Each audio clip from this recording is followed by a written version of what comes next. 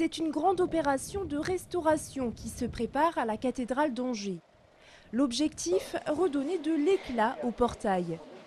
Construit au XIIe siècle, il était à l'origine tout en couleur. Mais le temps, la pollution et les intempéries l'ont depuis abîmé. On voit sur la partie gauche de l'image le visage qui est encore totalement encrassé, donc ce sont des couches, des épaisseurs de salissures, de coulures et fixées par la pluie. Et sur la partie droite, on a dégagé la polychromie, ou plus exactement la superposition des différentes polychromies, puisque entre l'état du XIIe siècle, les restaurations du début du XVIIe et les restaurations du XIXe siècle, on a cette superposition. Révéler les différentes couleurs d'origine, c'est le travail d'Olivia. Un travail qui exige patience et précision. La première étape, ça a été de dépoussiérer entièrement de toutes les poussières volatiles chaque élément qui était vraiment très encrassé. Ensuite, nous avons utilisé le scalpel pour dégager les carnations, donc les visages, les mains. Actuellement, nous travaillons sur la phase de micro-abrasion. Donc voilà, nous dégageons les salissures de façon très douce. Une fois le portail nettoyé, un programme de restauration pourra être lancé. Une mission d'autant plus délicate que ce portail est le seul en France à avoir conservé autant de polychromie d'origine.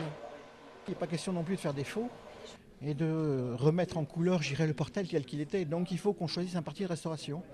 Parti de restauration par rapport à la couche picturale, soit 17e, soit la couche picturale d'origine. Et tout ça en fonction de l'importance de ce qui reste. Et jusqu'où on va dans les réintégrations. Tout ça, c'est des questions qu'il faut préciser avant, on ne peut pas le faire en cours de chantier. La première étape de nettoyage se terminera en juin prochain. Pour le moment, aucun calendrier n'a été fixé pour la partie restauration. Gérard Sieslik, l'administrateur du château d'Angers, est sur le départ. Choisi par les monuments nationaux pour gérer le château d'Azay-le-Rideau, il devrait finalement y consacrer tout son temps et non se partager entre les deux monuments comme initialement annoncé. Gérard Sieslik devrait rejoindre l'Indre-et-Loire une fois passées les festivités commémorant le 600e anniversaire du roi René. Ça n'a pas dû vous échapper. Pâques approche. À quelques heures de la traditionnelle chasse aux œufs, on s'active chez les chocolatiers. Ici, dans le centre d'Angers, on ne déroge pas à la règle. Comme pour les vêtements, à chaque année une mode. Ici, la collection 2009 sera traditionnelle. Les dernières, on avait suivi un petit peu la tendance avec Ratatouille. Et cette année, on est resté plutôt un petit peu terre à terre avec l'œuf, la poule, des petits lapins. Mais on a essayé de les mettre dans une situation qui différait légèrement. Et puis de donner des coloris qui soient intéressants pour attirer l'œil. Alors tout est réalisé avec un beurre de cacao alimentaire.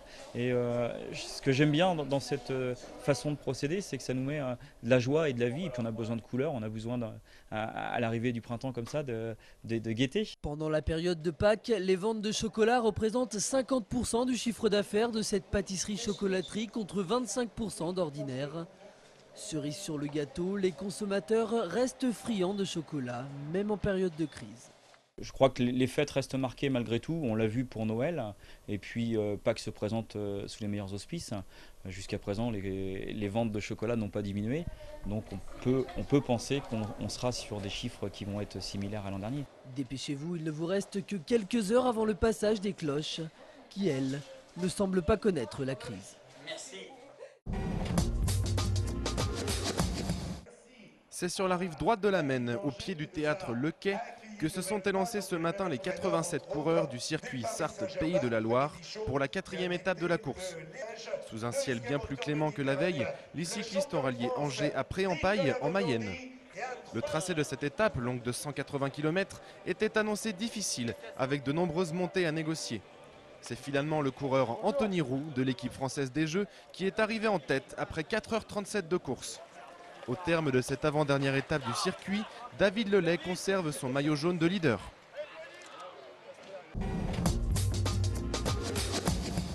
8 matchs, c'est le nombre de rencontres qu'ont encore à disputer les footballeurs d'Angesco dans le championnat de Ligue 2. Les hommes de Jean-Louis Garcia, qui restent sur 3 défaites consécutives, sont désormais à 9 points des leaders du classement. Mais mathématiquement, tout est encore possible pour la montée à l'étage supérieur, à condition de disputer 8 véritables finales. Le premier rendez-vous est fixé demain soir au stade Jean-Bouin avec la venue de l'En Avant Guingamp.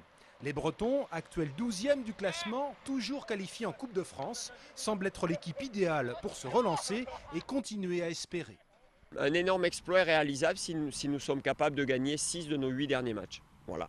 Donc aujourd'hui, on peut être sceptique par rapport au fait qu'on reste sur 3 défaites consécutives. Si après Amiens, on a à nouveau gagné 2 matchs de suite, l'espoir peut renaître. Cette rencontre entre Angesco et l'En Avant Guingamp sera diffusée en intégralité sur l'antenne d'Angers 7, lundi à partir de minuit et mardi à 16h30 et à 21h30.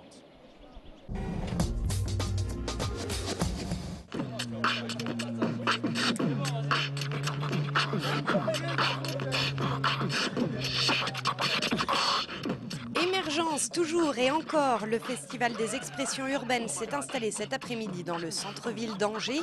Un grand cercle où les human beatboxers et les danseurs de hip-hop ont pu s'en donner à cœur joie.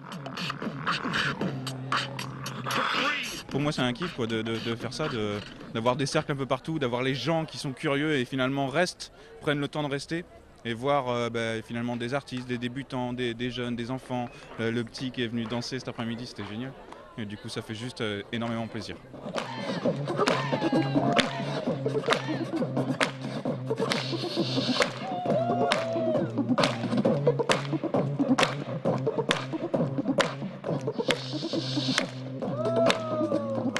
Démonstration de talent et le public, il en pense quoi?